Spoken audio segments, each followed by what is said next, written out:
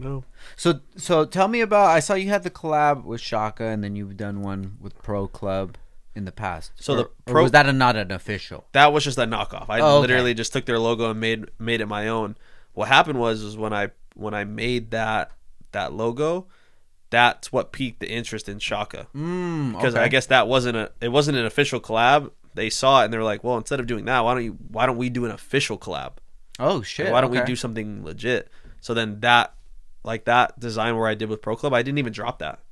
Oh really? I didn't even drop it. I posted it as a teaser on my personal page. I did a collab post with my personal and my brand page, so it was on both.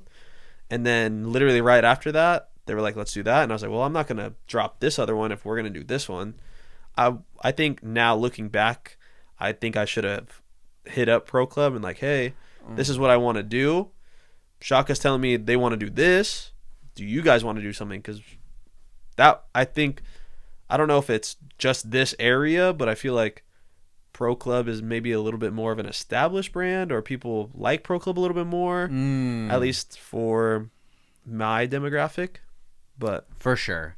Yeah, I mean, they've both been around for a while, but Pro Club is, tried and true. Like, when I was younger in these streets, dude, I would go to T-shirt warehouse. Yeah. Go to T-shirt warehouse. I used to work at Best Buy. Right after work, I would go to T-shirt warehouse, get some fresh tees. That was back in the day where you had like the double tees. So you had like a brown or whatever, and then you had the white. The collar. You'd go cop the 3 for $10. Yep. That was the Pro Clubs, dude. And then Shaka's, they were around a little bit back then, but they had a really tight neck, dude. I don't know if still it is it? Yeah. It was like super tight, dude, which is cool because some of the other shirts, the shirts are too loose, but I felt like it was too tight. Yeah. But they did have a nice white too. Right. They had a really nice white. But yeah, you probably should have hit them up. I've thought about that. Like, if there's a brand that I want to do a collab with, I've thought about just making the whole line of, just the images or whatever. Coming up with your idea. Yeah, and then just present it to them. Right. Because at the end of the day, you have to think about it, dude. A lot of these companies aren't really corporate. It's just a dude like you or I behind it. And then if you have like the socials to back it up, or if they can see that your brand is actually doing something, and then you're established, like, why not? Right. What does it matter?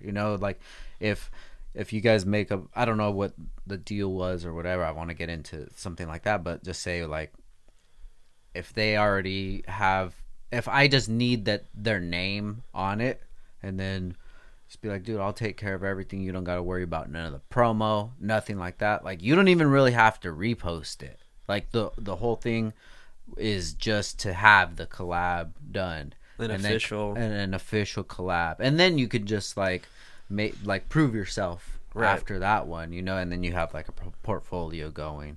I've always wanted to do something with the diamond. Oh, okay. Yeah, I've always wanted to do something with Diamond, and I've thought, because the owner, Nicky Diamond, he's really into cars too, so there's something there, but I've never done it.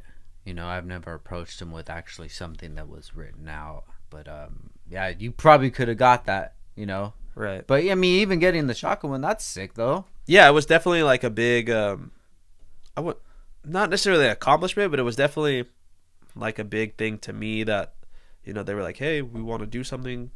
And I felt like if I was to go and do what I was talking about, going to Pro Club, I felt like I was kind of like, hey, they were willing to give me the chance. They wanted to do the collab, and I didn't want it to be like, one, it backfire and I shoot myself in the foot. Now I don't have either of them. Mm-hmm. But I kind of like that they were like, hey, we want to do something, like, let's work.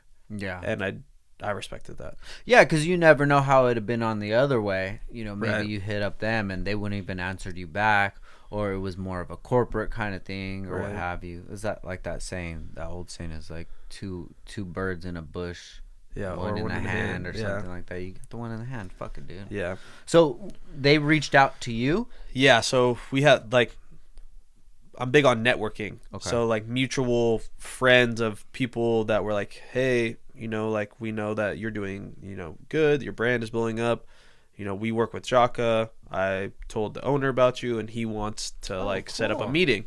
And I was like, hey, you know, I'd totally be down, to, you know, just to see what's going on. So they invited me down to their warehouse. They showed me around, and they gave me full creative control. I was like, do you guys have any idea of what you want? He's like, I want you to do what you want to do. He said, just send us, you know, what you come up with, as long as it doesn't go against anything that we believe in, as far as like, you know, I'm sure if I was to put, you know, Politics, politics religion, or things like something that would deter, you know, a customer away.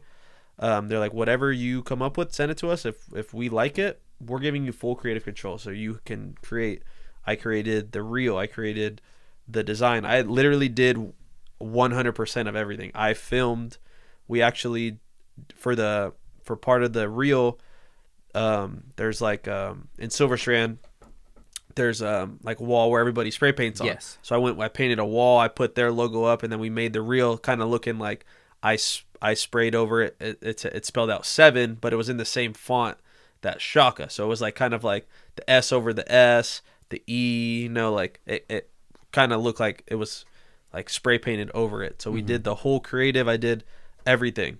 So they were like, yeah, we're giving you full creative control as long as we like the artwork and stuff like that. We'll go ahead and we'll do it. And it was like, it was kind of like a shock to me, because they were just like, yeah, whatever you want to do.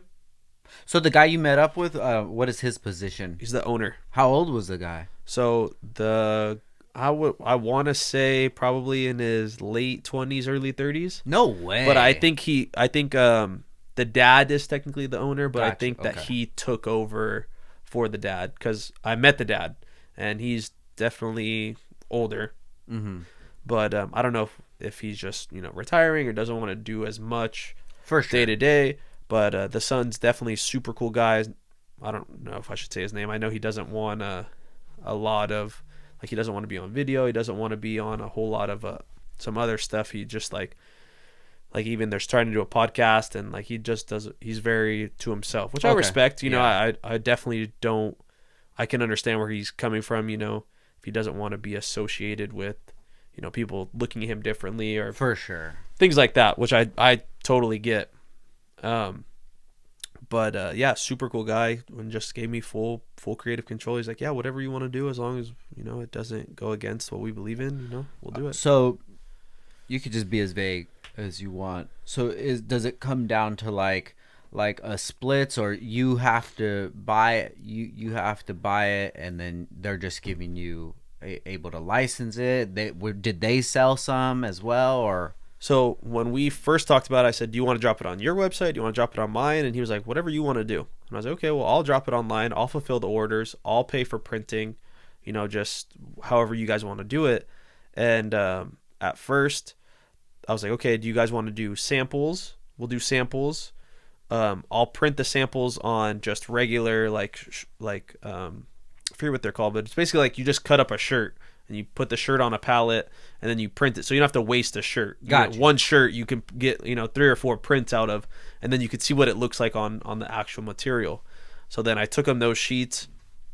They're like, yeah, we really like it, you know, like, let's go ahead and move forward. And I was like, okay, do you guys want to do samples? Because I do a lot of like promo to like influencers, TikTokers, YouTubers. That's how I grew my brand. So anytime I drop something, those are the first people to get everything. They'll wear it, and then it helps promote. So I was like, oh, do you guys want to do samples? I was like, they're like, we'll send some to like the people that we like to do our promo with too. I was like, okay. So we did 250 samples. I sent out a bunch, and then just kept whatever we didn't send out as inventory. So before the shirts or anything, you're printing 250 just to send out. Yeah. Oh, printed fuck. 250. It was like 75% black, 25% white. And those were just to pass out to influencers. Those were to pass out to anybody who had, to be honest, any kind of pull in social media, whether they were a TikToker, YouTuber, any kind of influence. I was just sending them out. Boom, boom, boom, just sending them out to whoever, anybody that I thought would wear it or would like to wear it or could bring any kind of, you know, like Yeah, just any kind I of see a revenue. page, Yeah. dude. Yeah. No, So we did that, and then I just kept whatever was left over, kept it as inventory, and then as orders came in, shipped what was left out, and then once we got to where we had nothing left, started taking inventory, let the orders go off for a little bit, sent them the order sheet, went picked up all the boxes, took them back, printed, and then shipped the rest out. Got done. I'm like 95% done. I finished like 95% of it yesterday. So wow, dude, that's cool. So as far as with you and Shaka, did they just give you like whatever you could? I'm like super intrigued on this. Do they give you like, okay, we want X amount per shirt, this is just for the look, or I think so. Or you haven't at first nothing was discussed on the Okay. samples part, and I was like kind of weary, but at the same time that I was like I was okay not making any money for sure? with having that collab. I feel like that's a good stepping stone. I was okay making no money at all. I was like, if whatever goes on, we'll figure it out. And then when it came down to it, whatever was remaining, I just bought those t-shirts at a wholesale price. Okay. So what I would normally buy them for, like, not that I use Shaka, but I have before, and whatever I would have bought those for if I was, to print my regular designs on, is what I paid for the rest of the shirts and hoodies. I just bought them at a wholesale price. Oh, okay, gotcha. So that's I think cool. I think a lot of it was to do with to growing their streetwear presence, to For sure. reaching another audience. Where I think at the time we had like pretty even followers, and I think that's what they were trying to go after was after a new audience, or bring more people from another brand to their Yeah. brand. Yeah, that makes a lot of sense.